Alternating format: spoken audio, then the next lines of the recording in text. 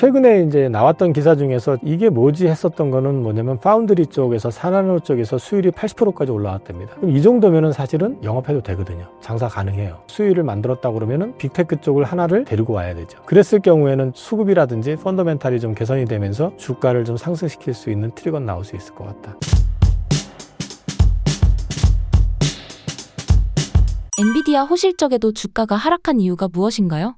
저는 엔비디아 주가가 작년 8월인가? 그 발표하고 난 다음부터 상단을 뚫지를 못하고 계속 박스권으로 가고 있었을 겁니다. 근데 이번에 이제 얻어맞았던 이유가 뭐냐면 저는 가장 큰 거는 성장률이 조금씩 이제 줄고 있는 거죠. 사실은 전체 볼륨을 봐야 되지만은 시장에서는 이제 성장률을 주목을 하고 있는 거는 130%, 140% 성장하던 게 지금 70%대로 성장률이 줄어들었다라는 것만 가지고도 야, 이거 앞으로 계속 줄 거 아니야라는 이제 걱정을 하는 거죠. 근데 또 한 가지는 여기에 더해 가지고 이제 소위 말해서 영업이익률 같은 경우도 조금 줄어드는 모습을 보이고 있으니까 야, 이게 이제 그동안 독주하면서 갔었던 부분들이 조금 변화가 있는 거 아니야? 라고 걱정을 하고 있는데 그 배경에 에이지 업체들이었던 이제 브로드컴이라든지 마블 같은 회사 이런 쪽이 올라온 것도 있는데다가 우리 구정 전후해 가지고 중국에서 한번 충격을 줬잖아요. 딥시크 사태로. 그 딥시크라는 게 결국은 비싸지 않은 그러니까 엔비디아가 만든 가속기 칩 가운데서도 비교적 저사양의 칩을 가지고 만들어낸 AI 소프트웨어잖아요. 근데 이게 성능을 보니까 뭐 오픈 AI 못지않네부터 해서 별소리가 다 있었잖아요. 어쨌든 간에. 근데 그거 발표하고 나니까 또 너도 나도 중국 내에서 나도 있어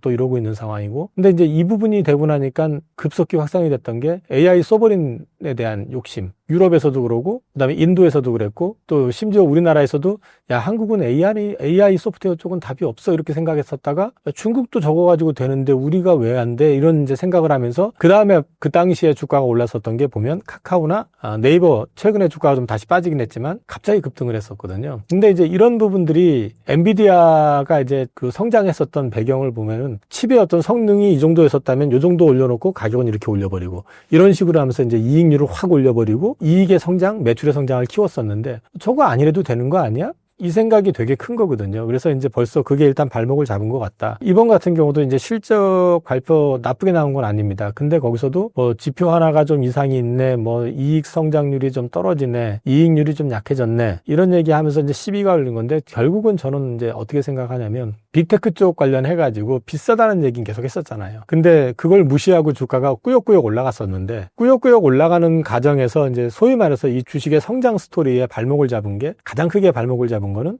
딥시크다. 1차는 에이지 업체들의 성장이었지만 2차까지 맞물려 버리니까 가만히 보니까 엔비디아 최고 사양 가지고 안 해도 되겠는데 에이지 업체를 통해 가지고 내가 조금 그 만능 칩이 아니더라도 특정 어떤 분야를 더 잘할 수 있는 칩을 만드는 게 더 나을 수도 있겠다. 그러니까 자체 칩을 가지고 싶어 하는 수요가 늘어난 데다가 딥시크 같은 거 보니까 H20 가지고도 저 정도 성능을 낼 것 같으면 굳이 내가 최고 사양을 해야 돼? 이런 부분에 대해서 이제 노이즈가 생기다 보니까 성장에 대한 부분들이 앞으로는 좀 둔화되지 않겠느냐. 이제 그걸 좀 걱정을 한 것 같아요. 그래서 엔비디아도 빠지고 그러다 보니까 이제 TSMC도 빠지는 게 물론 이제 미국 정부의 압박도 있지만 거기도 보면 코보스 관련해 가지고 뭐 좀 가동률이 떨어진대, 뭐 이제 캐펙스 투자가 줄어든대, 뭐 이런 얘기들이 나오잖아요. 그게 같은 맥락에서 보면 될 것 같습니다. 엔비디아 주가가 국내 반도체에 미치는 영향은 어떤가요?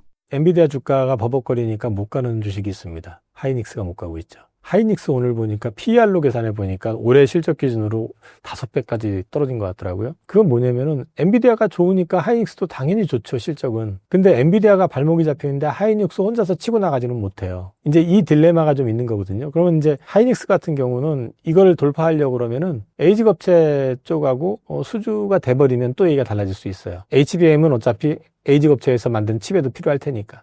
이제 그런 맥락에서 이제 추가적인 어떤 엔비디아 외에 에이지 업체 쪽하고 이제 결합이 되든가 이런 게 나오기 전까지는 급반등하기는 쉽지 않을 것 같다. HBM 장비 쪽 같은 경우도 마찬가지로 소위 말해서 HBM 쪽에 하이닉스가 못 가는데 HBM 장비 주식들이 막 치고 올라가긴 또 어렵잖아요. 뭐 예를 들어서 모 회사 같은 경우는 하이닉스 물량을 다 갖고 있는데 최근에 이제 마이크론도 들어간다. 그 마이크론이 투자가 많아진다, 실적 좋아집니다 해도 주가는 빠집니다. 이제 거기에 또 다른 경쟁자가 뭐 진입을 한다 만다 이런 얘기들도 있고 하니까 이제 이 결과적으로 말씀을 좀 드리면은 이쪽은 실적보다는 일단 내러티브 쪽에서 일단 조금 발목이 잡힌 상태다라고 말씀을 드릴 수 있을 것 같고, 이게 돌아서려고 그러면은 엔비디아가 주가가 안정이 되고 그다음에 말씀드린 것처럼 이제 엔비디아 외에 에이지 업체 쪽에 하고 이제 결합이 돼서 추가 수주가 이제 나온다든지 이러면은 이제 얘기가 좀 달라질 수 있을 것 같다. 대신에 삼성전자 주가를 보시면 하락폭이 상대적으로 덜해요. 왜냐하면 기대감이 없기 때문에. 이거 좀 되게 슬픈 얘기인데, 삼성전자 최근에 주가 상승은 중국의 이구안신 정책으로 인해 가지고 반도체 레거시 쪽이 물량 재고가 지금 많이 줄었다, 낸드 가격도 심지어 올라가고 있대더라, 이런 얘기들이 나오면서부터 이제 반등을 세게 줬었던 거고요. 지금 이제 양회가 시작이 됐죠, 중국에서. 여기에서 이제 소비 부양책을 이제 시장이 예상하는 거 이상으로 강하게 내줘서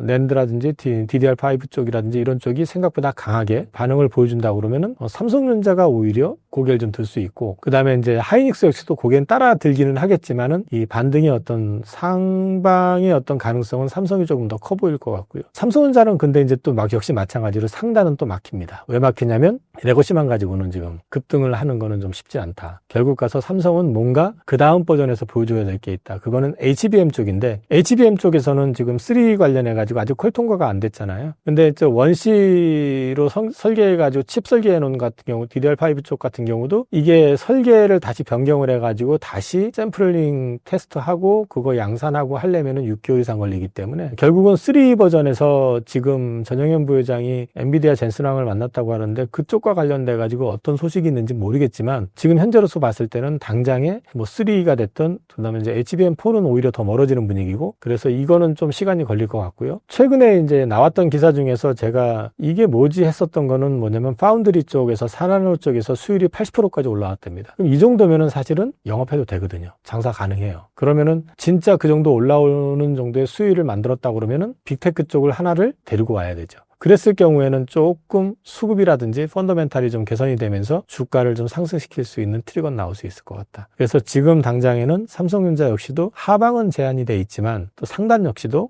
아주 크게 열리진 않은 상태로 갈 것 같습니다. 향후 엔비디아 주가는 어떻게 전망하시나요? 엔비디아 주가는 저는 뭐 계속 이제 말씀을 드렸던 게 작년부터 상승을 하더라도 기울기 자체는 완만해질 것 같다. 드라마틱하게 올라왔었던 그 이전 상승하고는 다르게 앞으로는 전체적으로 장이 회복이 되고, 그 다음에 이게 바닥을 확인해서 엔비디아가 바닥을 확인해가지고 돌아선다 하더라도 이게 강하게 가는 것보다는 좀 완만하게 움직일 것 같다. 그래서 이제 수익률 게임에서는 뭐 아주 좋을 것 같지는 않고, 지금부터는 이제 바닥을 우선 잡아야 될 것이고, 바닥을 잡고 올라갈 때 또 다시 또 올라가면은 그 고점에서 두들겨 맞을 가능성이 있고, 그런 이제 당분간은 좀 박스권이 될 가능성이 높고요. 길게 봐서 저걸 돌파한다 하더라도 이게 강하게 모멘텀을 받기는 쉽지 않아 보입니다. 올해 삼성전자와 SK하이닉스 주가는 어떻게 전망하시나요? 삼성전자 하이닉스 같은 경우는 이제 하이닉스부터 잠깐 먼저 말씀을 드리면, 또 앞서도 말씀을 드렸지만은 엔비디아 노이즈 때문에 하이닉스가 치고 나가기는 지금은 쉽지 않을 것 같습니다. 근데 HBM4에서도 지금 현재로 봤을 때는 삼성전자보다는 훨씬 앞서서 양산이 시작이 될 것 같고요. 그렇게 될 경우에 이제 여기에 더해가지고 말씀드린 것처럼 이제 에이지 업체 쪽 뭐 마벨이 됐든 아니면은 브로드컴이 됐든 추가 협업이 나온다든지 이러면서 HBM에서 독주를 해주는 그림이 나왔을 경우에는 주가 반응이 좀 있을 것 같고, 근데 지금 당장에는 삼성이나 하이닉스 공이 레거시 쪽의 회복이 우선일 것 같아요. 지금 봐서는 HBM은 센티가 좀 무너진 상태이기 때문에 실적은 잘 나오는 반면에 주가로 놓고 봤을 때 이제 레거시 회복에 따라서 조금 반등이 좀 나올 것 같다. 삼성전자가 레거시가 회복이 되면은 아무래도 빠를 수밖에 없고요. 근데 이제 레거시만 가지고는 말씀드린 것처럼 상단은 좀 제한될 것 같고, 이거는 이제 HBM이 돼야 되는데, 이거는 HBM4 관련해 가지고 원시 D램 설계 변경을 하게 되면은 최소한 6개월에서 8개월 정도 걸리기 때문에 이거 다시 양산하고 테스트 받고 하려고 그러면은 빨라야 올 가을,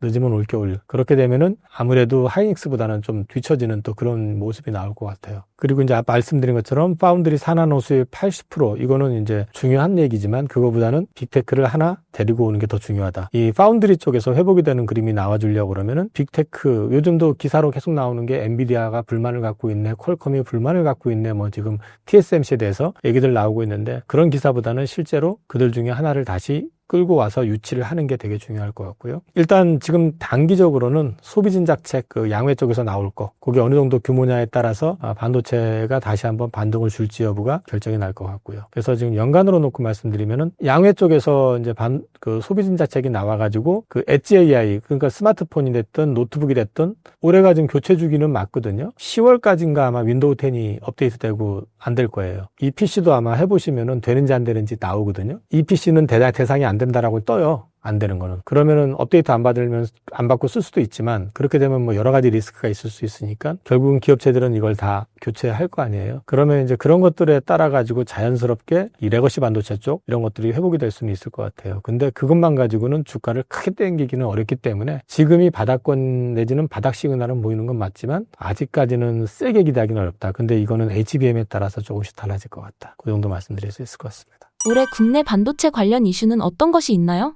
우리가 지금 이제 엔비디아 주가 발목을 잡았던 것 중에 하나가 에이지 업체 브로드컴의 성장 뭐 이런 얘기들이 했는데 실제로 협업 얘기가 안 나와요. HBM 어디 걸 쓰고 있는지도 얘기 안 나오고. 그래서 이제 이런 부분 관련해가지고 이제 협업 관련된 부분들이, 혹시라도 하이닉스가 됐던 둘 다 뭐 양다리는 아닐 것 같고, 삼성이 됐던 나오게 된다고 했을 땐 그건 플러스 알파가 될 수 있을 것 같고요. CXL이나 요즘 소캠 이런 얘기들 나오는데 이거는 주도는 아니고 메인도 아니기 때문에 이쪽에서 나오는 건 테마로 보시면 될 것 같고, 이 레거시 반도체 재고 소진이 일단 1차적으로는 가장 커 보입니다. 그래서 이걸로 통해가지고 주가가 반등이 나오는지 여부를 보셔야 되고, 삼성에 그나마 기대할 수 있는 건 HBM4는 일단 앞서 말씀드린 것처럼 가을이나 겨울 돼봐야지 알 것 같고 3 관련해가지고 이제 엔비디아 향 납품 여부 요게 빠르면 상반기 중에 윤곽이 나올 수 있지 않을까. 전영현 부회장이 젠스랑을 직접 만나러 갔다고 했고 이제 달라진 걸 가지고 갔다고 했으니까 이 부분에 대한 것들을 좀 체크해 볼 필요가 있을 것 같아요. 근데 이제 한 가지 요즘 이제 기사화되고 있고 자꾸 이제 좀 부담을 주고 있는 거는 그 TSMC가 인텔에 투자를 하거나 인수를 하거나 기술을 공유하는 부분들 이런 얘기들이 나오는데 이거는 사실 나오게 되면은 삼성 입장에서는 조금 더 어려워지는 영업 환경 자체가 아무래도 미국 회사잖아요. 인텔은. 그리고 또 미국에 공장들이 있고 또 미국 입장에서는 삼성보다는 인텔을 밀어주려고 하는 건 확연하기 때문에 그런 거는 예를 들어 가지고 TSMC가 인텔하고 어떤 협력을 한다든지 이런 게 구체화됐을 경우에는 좀 네거티브하게 시장에서는 좀 반응할 가능성이 있습니다.